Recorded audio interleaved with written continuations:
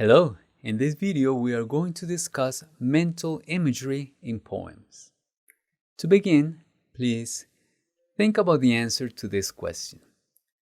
What happens when you hear someone talk about how that person got a lemon and cut it and squeezed its juice into a cup?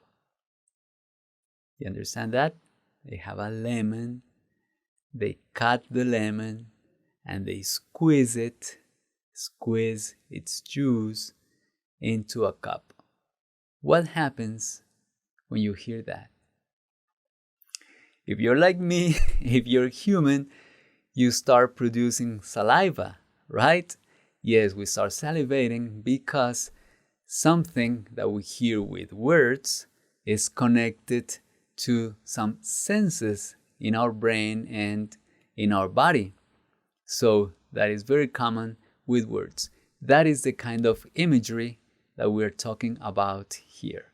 All right? Sorry about making you salivate.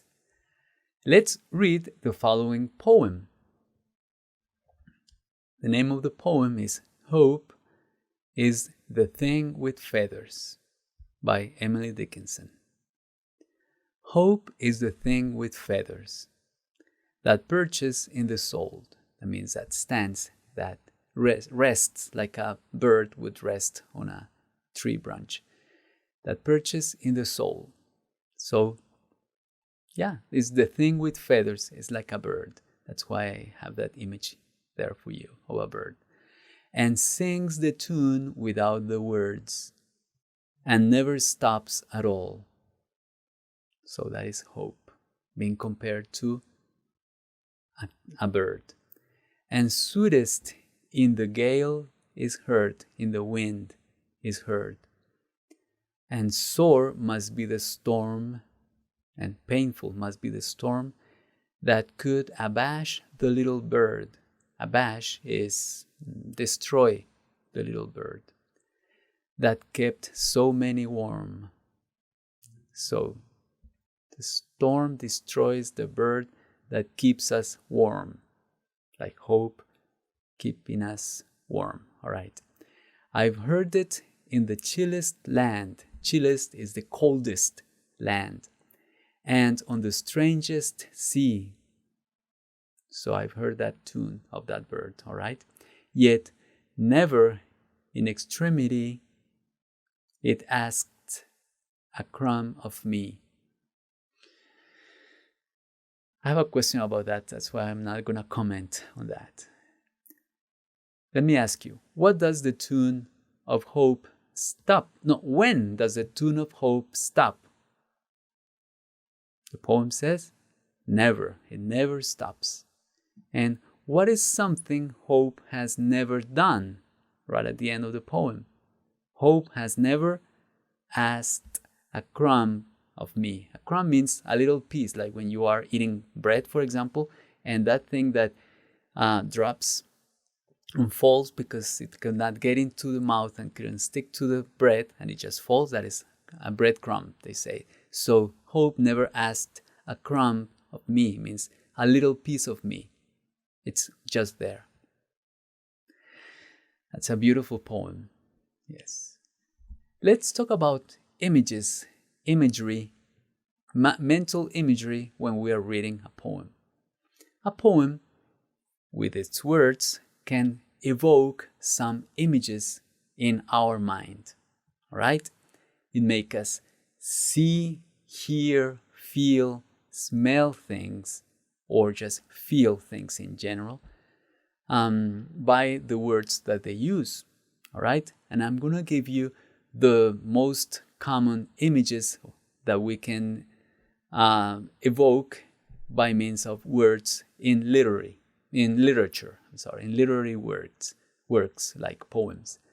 So let me give you examples of the types of images that you could find in poems. Visual images. For example, when you see a description of the deep blue hues of twilight were reflected in the still water.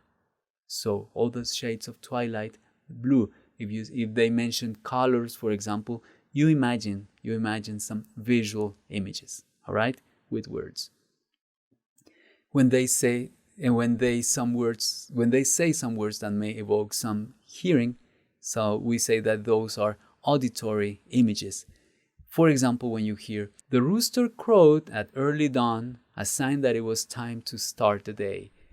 Crow, meaning when the rooster sings, you can hear you can actually hear the crow. You imagine that sound that it's produced. In the poem that we read, it said, "and sings the tune without the words." So you imagine a bird singing, so it is producing some auditory images. And never stops at all. And it also says, "and sweetest in the gale is heard." So you hear the voice, the singing of that bird. All right. Olfactory images are words that evoke some sense of smell. For example, if you read, "the sweet scent of maple waft through the room," the sweet scent of maple. So that scent, that smell is something that makes you imagine that smell just because you read the word. Gustatory refers to the sense of taste. For example, "the rich, sweet, sugary taste of chocolate ran over its taste buds." So if you read that, you almost feel the chocolate in your mouth, on your tongue. Your taste buds are those little tiny parts that make up the sensory receptors of your tongue. You can also have some tactile images. You read words and make you feel like you're touching something. For example, "the snow was wet at first, then the frigid cold set in like 1,000 needles." Imagine. So if you read that, the snow was wet and you feel like you're touching the snow, then the frigid cold set in like 1,000 needles, like it was so cold as if you were feeling some needles. So those descriptions evoke tactile images. That could abash the little bird that kept so many warm. When you read warm, makes you feel warm. It evokes some warmth, some tactile images. Another type of images could be kinesthetic. Kinesthetic implies movement. So when there is a description of movement, that is an image that is kinesthetic. For example, "the birds flap their wings in excitement, the promise of food so close." So when they describe movement, that is evoking kinesthetic. So imagine the birds flapping their wings, means like when they are flapping, it means that they want to rise because there was a promise of food. So there was food close by, so they wanted to move there. And the final type of images or imagery that you can evoke from a poem is just a general feeling that is called organic. How it makes you feel in general. For example, it may make you feel anger or shame or rejection just because of the words that you read. Okay. For example, if you read, "a lonely, one single tear rolled down his cheeks, and he left smashing the chair." So he cried and he left smashing the chair, like throwing that chair away. So how do you feel with that? That is, how would somebody feel when they do that? There's one tear and they smash the chair. They feel anger. So that is the feeling that is evoked there. All right. With all these images, I would like for you to think about how you can understand what types of images and what words evoke those images in a poem. So I have a new poem for you, and this is the activity. Find examples of at least 2 mental images evoked by the following poem. And let's read the poem. "When the Teacher Isn't Looking" by Ken Nesbitt. He's very famous. There are many poems by Ken Nesbitt. When the teacher's back is turned, we never scream and shout. Scream and shout. Never do we drop our books. All right, kinesthetic. And try to freak her out. No one throws a pencil, yes, movement, at the ceiling of the class. No one tries to hit the fire alarm, and break the glass. That is also auditory.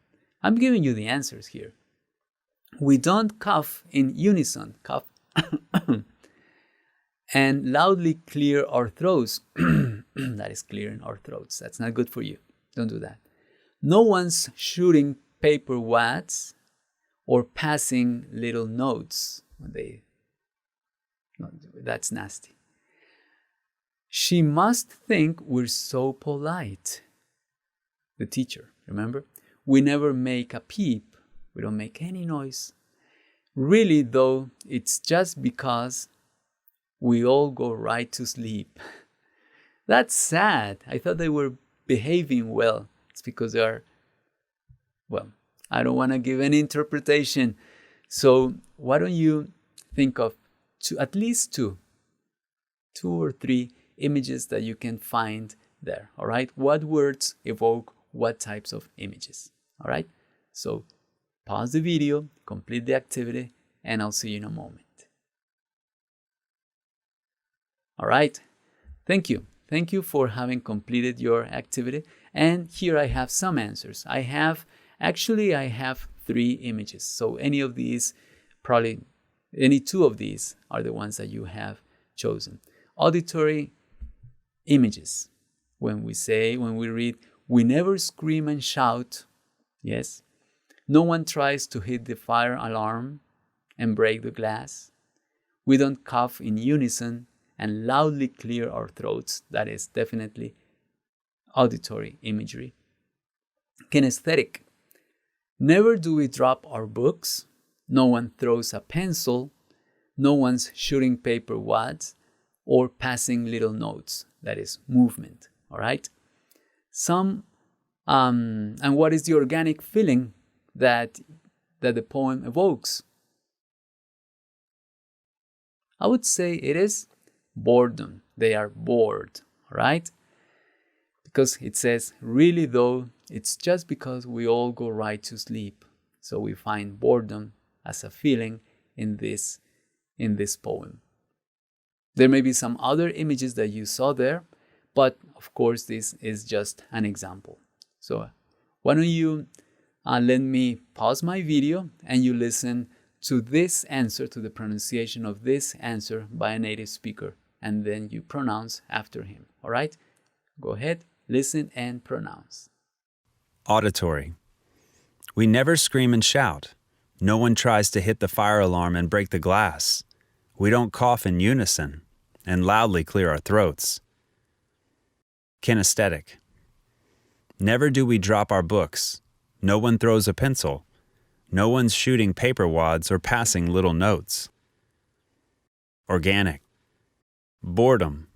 Really, though, it's just because we all go right to sleep. All right. Thank you very much.